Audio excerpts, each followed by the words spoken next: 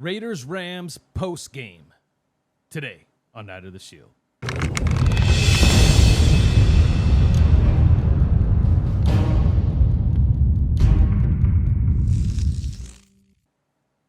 Welcome everybody to another episode of Night of the Shield. I'm Jason Smith, aka The Knight, and today we are talking about the Raiders Rams preseason matchup. But before we get started, please hit that subscribe button, the notification bell, and please hit that like button so we can continue to move up the algorithm. And I just want to make a quick reminder that Night of the Shield is brought to you by Independently Blind Studios. I'm repping some gear today. I got some big announcements as it comes to what I'm doing with Independently Blind coming real soon, so stay tuned. It's really what's the driving force by everything that I do. So just putting that out there. I know you're not here for that information, so let's go ahead and jump right into the game. For me, this week, the offense stole the show. The offense for me was the focal point, both good and bad. The defense, okay. I mean, I think consistency. I could use the word consistency with the defense to a certain point. But we'll get into that a little bit later. I got to talk about Aidan O'Connell because there's a lot to get into. So first and foremost, Raiders win 34-17. Jimmy G came out, first drive, and it was Jimmy G. And the biggest thing that people are talking about is, well, the Rams' first stringers were not playing the game. Correct. However, that means when I heard that right off the cut, I heard that, right? And I was like, okay, this has to be a touchdown drive. And it was. And for the record, we did not have Colton Miller or Dylan Parham in there either. Just for the record. And I know that might seem small, but actually pretty huge, especially as it pertains to the running game. Now, I thought Zeus did really well tonight. 10 carries, 40 yards, average 4 yards a carry. His average went up. Is he Josh Jacobs? Not at all. And I think that's one of the biggest things that stuck out to me, and I'll get into that here in just a little bit. I want to talk a little bit about how Jimmy G kept his composure and really, it looked really balanced. You know, it looked a little uncomfortable at times. It didn't feel as smooth as it could have been, but it definitely was very effective. And obviously, we got the 7 points. So again, we could talk about starters, non-starters, and all that, but promise you, Colton Miller, Dylan Parham play a really big part in how this offense is going to run, especially from a run scheme perspective. So. And again, I think we see that Zeus can do it, okay? Zeus can do it. Zeus is serviceable. I think Zeus is serviceable in a running back by committee type, at least from what I've seen thus far. Like, I haven't seen the full package out of Zeus. So what I'm saying is this is not even a knock on Zeus whatsoever, but I'm saying if you were to remove Zeus and give me a little bit of Josh Jacobs, yeah, dude, we're talking night and day. I'm just saying, like, I'm thinking this offense takes the next level. So I have a message for Josh Jacobs, okay? I'm not here to mess with anybody's money, and I'm not here to even take sides. I think there's arguments on both sides. I think there's got to be a happy medium somewhere in the middle. But Josh, you once said, if you're gonna expect me to be the hero, pay me as a hero. I think we've seen enough from this offense, Josh, that you do not have to be the hero this year. So just think about that as you're in negotiations. Get yours, but just keep that in mind that I don't think this year you're going to have to play hero. I don't think it's going to be all on your shoulders. Now, moving forward, Brian Hoyer. I was not impressed. I mean, you talk about first stringers not being in there. You're talking about a 37-year-old quarterback who's been in this league for 15 years, and I don't know. I think it was because he was 37. Now, I'm not going to say he played completely horrible. I just feel like there wasn't a lot of zip on the ball. I don't know if that's just me just projecting things on him. You guys can let me know in the comment section down below if I'm onto something there. But something just felt off the whole time. But I'm going to say this. I think Brian Hoyer was the wild card in this whole situation. He was a guy that McDaniels could trust. He was a guy that could come in and really help Jimmy G get up to speed, I think, much faster. And because of Jimmy G's injury history, I think it was a guy where he could say, hey, we're going to draft this kid and, we'll see, but we need a Brian Hoyer. I think, and I said this last week, I think Aiden has definitely played his way into being our second string quarterback. Now, I'll put some asterisks on that because already shortly after, and I have a complaint I want to talk about too, and it has nothing to do with the game in particular, like the players on the field, either side, Raiders or Rams. But I think that Aiden's earned his right to be second. Now, it was so frustrating. And I'm completely talking about a visually impaired perspective here, dude. Like I'm being real with you. That broadcast sucked. That broadcast sucked. Okay? The announcers were not calling the game at all. And when you can't see well and you have a 70-inch TV and they take that 70-inch TV and they make it about probably a 24, if I was lucky, maybe the screen was 32 inches if I was lucky, and you're not calling the game and it seemed to be constant, man, that was hard on me. There's a lot of things I know I missed, and I'm probably going to have to dig deep. I'm probably going to have to find a replay of some other type of feed and get more information. But these are the kind of things that frustrates me because I'm going to be honest with you. I'm not stupid. I'm a very intelligent man. I've done a lot of things in my life. I'm older, all right? I know this game, and I know that I could follow and at least have a perspective, right or wrong. We all just have opinions, but I obviously I need some assistance, and broadcasting has to be on point. And I still want to use the vision that I have to see the game. And I just thought that I know it's preseason and everything, but man, I'm not going to lie. I would be lying if I say I wasn't frustrated. But anyways, I thought Brian Hoyer, I'm going to get off my soapbox. Brian Hoyer made some good throws, and you could tell that he knows the offense and he made some good reads. I just feel like it had nothing to do with being comfortable. I just think it just wasn't crisp. And once again, he was playing with second and third stringers. Yeah, but so was Jimmy G. And he was also playing against second and third string defenses. 15 years in the league, a ton of time in this offense, 37 years old. I really expected a lot more from Hoyer. Not going to lie, especially of all the reports that we got out of camp and how well that Hoyer looked. Just wasn't wowed, okay? And I think maybe they gave him enough opportunity, but then comes Aiden O'Connell comes in, and he lit it up again, man. Like 12 for 18, 165 yards, something like that, 2 TDs. I think he was on his way to get his third TD. He definitely got him in field goal range. The guy just continues to show poise in the pocket. He moves around well. He even ran for a first down. You know what I'm saying? Like he just showed everything. And I've already took some time. I tried to get some information about maybe some things I missed because they weren't calling the game right. So I was listening to a few people that I respect, and I was just hearing them talk and I listen. Trust me, I've listened to people that are not Raider fans, and I've listened to people that are Raider fans. And I'm gonna be honest, guys. I want everybody to pump the brakes a little bit on Aiden.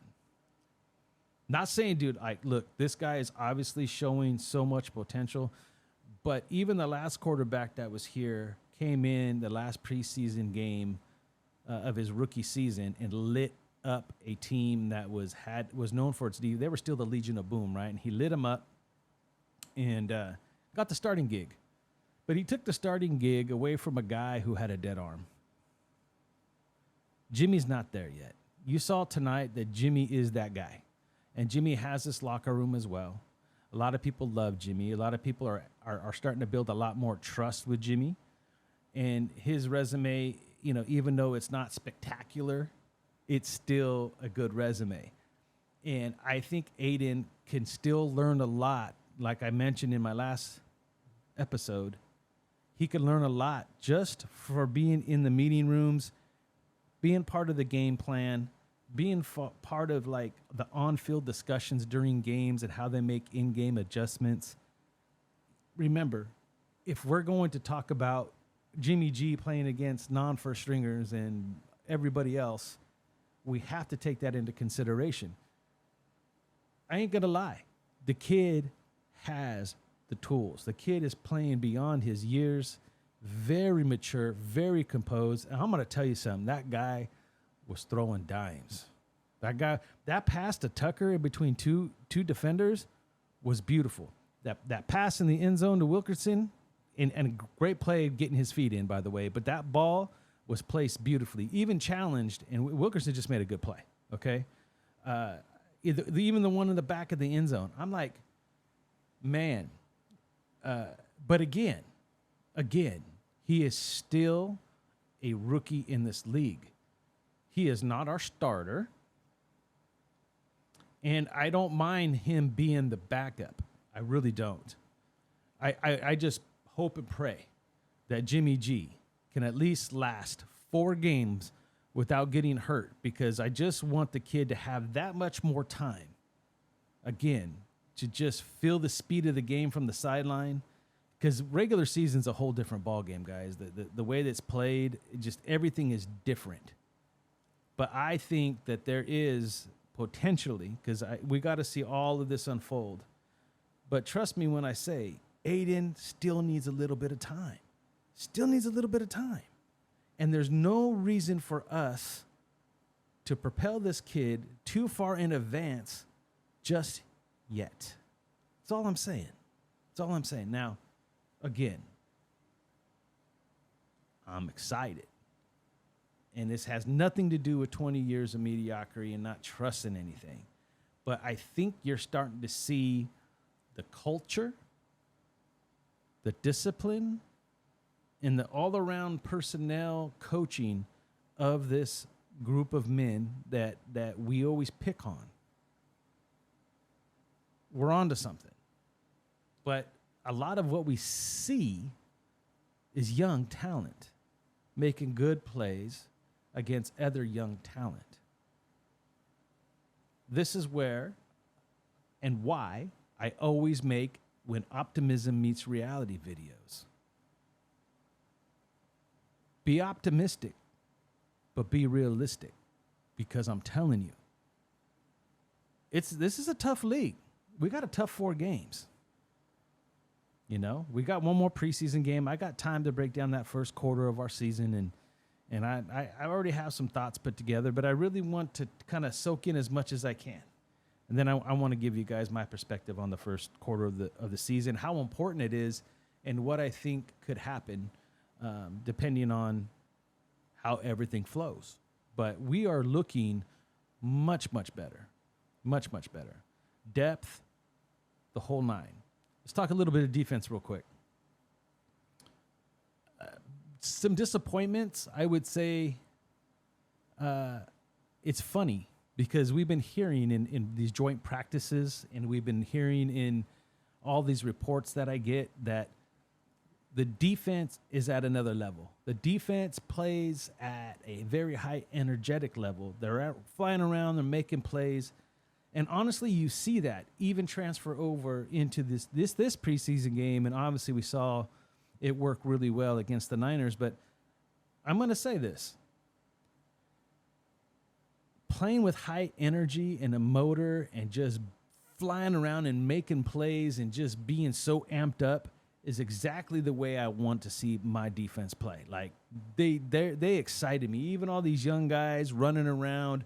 You know, there was a couple of more dropped interceptions, but the fact that they had opportunity, knocking the ball down, that's still a good play, right? Like they were just doing it. Palomalu with the pick 6. A lot of people are saying, well, the ball was thrown to him. Look, he stayed disciplined in his assignment. Just because the receiver ran the wrong route, he stood his ground. The ball, he was where he was supposed to be, and he got the pick. That's how it works, right? So I just want to say that sometimes, you know, you could play overly amped. And if you get overly amped and you're not keeping things in control. Now, remember, these were a lot of our young players. So this ain't our Max Crosby, our Chandler Jones, or Jonathan Jenkins, or Tillery. This ain't Blonde Nichols, Spillane. Spillane had a wonderful hit in the back, by the way. I needed to see something from Spillane, and it wasn't a whole lot, but what I saw was like, yeah, this guy's a dude. But these guys are going to – they've been around. They know what it takes. They're going to play amped, but they're going to play with a lot more discipline. And I just felt like tonight our defense was so amped up that they let certain things get away. Now, if we look at the game as a whole, they only gave up 2 drives and 10 points. I know the score was 34-17, and I know Hoyer threw the pick 6. And that was a great defensive play, by the way. But that kind of plays into what I said about me feeling like Hoyer throws the ball a little too soft. You know, he was able to make that play because there wasn't a lot of velocity on that ball, in my opinion. Nevertheless, ain't taking away anything from that defensive player. He made a hell of a play, deserved to get the pick, and deserved to get the 6. Like, it is what it is. But from a full-on defensive point of view, we gave up 10 points. I'm not complaining. I don't. It was just something that I noticed, right? And I think that it could hurt you. I think they still stayed in their assignments. They got out of place a couple of times, and that's okay. And some of those were just great plays. I mean, there was that catch down the sideline where he caught it off his shoulder. Can't remember the cat's name. I think he made it over Amik. I mean, again, that was just a great throw and a great catch. Like, what are you going to do? Certain things you're just like, whatever. But defensively as a whole, okay, I wish no big things from Young, no big things from Nessa. Nessa had a penalty. It's not that big of a deal, but he had a penalty. But I thought some of the things that I like to see, I think Kuntz stepped up. Kuntz showed up again on tape. Drake Thomas showed up on tape. I wanted to see something from Chris Smith. I saw it. I mean, yeah, it wasn't a lot. He nearly had a pick. Nevertheless, it was a great play on the ball. You could see where everybody's excited about this guy. Not the same type of people showed up, right? And I thought that was pretty awesome. I like the fact that there was a mix of different players coming up, and they're all young. They're all young, and we have to be excited about. I think it's going to be some tough decisions being made here in the next week or two, but at the end of the day, again, another all-around performance in a preseason game where you want to see consistency and you want to see cohesiveness, right? Consistency and continuity, right? I see that. I see it growing. But I'm just going to say it here today again. Our optimism is warranted. But realistically, we still have a lot to prove and a lot to overcome to see this thing through. I mean, I think there's enough there. Let me put it this way, because I had this thought, and it's just a thought, okay? Nothing factual about what I'm about to say, but it's just a thought. Speculation, if you will. This offense looks way more in sync. It seems to flow, and these plays, these well-designed plays that you saw today, in the way that even whether it was Jimmy G, and you saw it from Hoyer at times, and you know Aiden was dropping dimes, man. If these quarterbacks, regardless of who's playing, reads the defense correctly, reads his read right, and gets the ball out of his hand accurately, and we looked really good in the red zone. We looked really good short field. And we lacked that last year. And if the offense can score points, again, if we're thinking that we're going to be one of the worst defense and be one of the best, nah, I think we're on our way to that. But is the defense showing signs that it could be, let's be fair, I always hear the word top 15. If the defense could even be top 20, that changes the dynamic of how this team could end up their season. Because in my opinion, as the season goes on, a lot of these young players are even going to get better. We saw that last year a little bit. So, I mean, in between 15 and 20 is your mark right now. If they outperform that, then we're going to be a really good football team. But there's not enough to go on to say that. But the signs are there that we have some playmakers. Are they fully there? I don't think so. I think there's, especially from the young player perspective, we need to get them a little bit more under control. But there's enough here, guys, to be extremely excited. But it is so easy for us, especially everything that happened last year, going into the off season, none of us being overly excited for Jimmy G, which I think the perception of that has changed a little bit. I think there's enough to be excited about for Jimmy G, but there's always that dark cloud of injury hanging over him. But I would also say that, there's some great hope and a light at the end of the tunnel watching Aiden just drop those dimes. But I want us to be realistic about where that kid's at. Okay? He definitely has the tools. He has it up here in the brain. He's figuring this stuff out early. And if we don't rush it, if we just let the season play out and let the opportunity come naturally, then I think there's more of a chance that he fulfills what we're hoping he could be versus pushing it too fast. Like, there's no need for it. Let Jimmy G get the start. Let Jimmy G do his thing. And then if the opportunity presents himself, he is just going to be that much more prepared to step in and hopefully continue to perform the way that we see him. So I'm not saying anything about anybody being hyped, but I've listened to a few already tonight, and some people are just a little, and it's not, and again, I'm not saying that he doesn't deserve the praise. I'm saying that he's still a rook. And most rooks are not going to necessarily get us a good start in the first 4 games. We need to start good, man. We need to start fast. We need to make a statement. Jimmy G still gives us the best shot, if healthy, for that. We all expect Jimmy G to miss some games at some point. And that's where Aiden can come in. And then maybe Jimmy G never sees the field again. I'm not saying that is not possible. I just think that's the route we should take. All right. I think I've made my points very clear. Few key things I want to recap real quick. Aiden, once again, looked amazing. I wanted to see more of him. I get why they did what they did, but I really wanted to see more of Aiden earlier on.